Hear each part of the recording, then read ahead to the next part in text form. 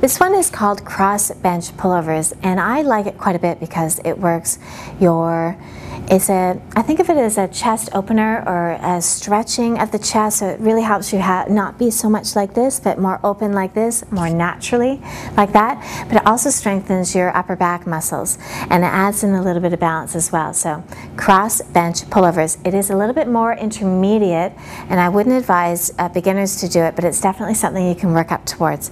So how you get into the position of the exercise, you need to make sure that you have the dumbbell handy so you do it safely. So what I like to do is you just use one dumbbell for this.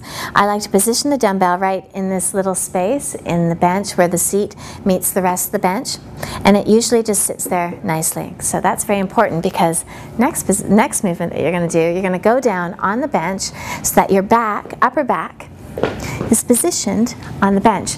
So I'm relaxed on the bench here. My head is balanced on the bench, my upper back and my shoulders are balanced on the bench, and I'm creating a bridge position with the rest of my body. So this is where the balance stability comes into it. So you don't want to be so far back on the bench that your head is hanging off, which I have seen some people do, and I think I've done it myself in the beginning. So just be careful with that you make sure that this area here is balanced and protected. Then you grab your weight that you've got nice and handy beside you, and you're going to lift it up and you're going to grab onto it, same as what you did with the tricep extensions. So my fingers are fanning out, my thumbs are wrapped around the edge of the dumbbell, and I have one end of the dumbbell pointing down towards my face. That may feel a little bit unsafe, but trust your own arm strength to hold it up, so find that balanced position. My hips are up high, my abs are in nice and tight, my legs are working, my buttocks are working, so it's a great workout for the lower body as well. And this is what you do with your arms. You bend your elbows a little bit, and you also bend the arms at the shoulders. You bring the dumbbell down, and then you come back up to start position. So breathe in.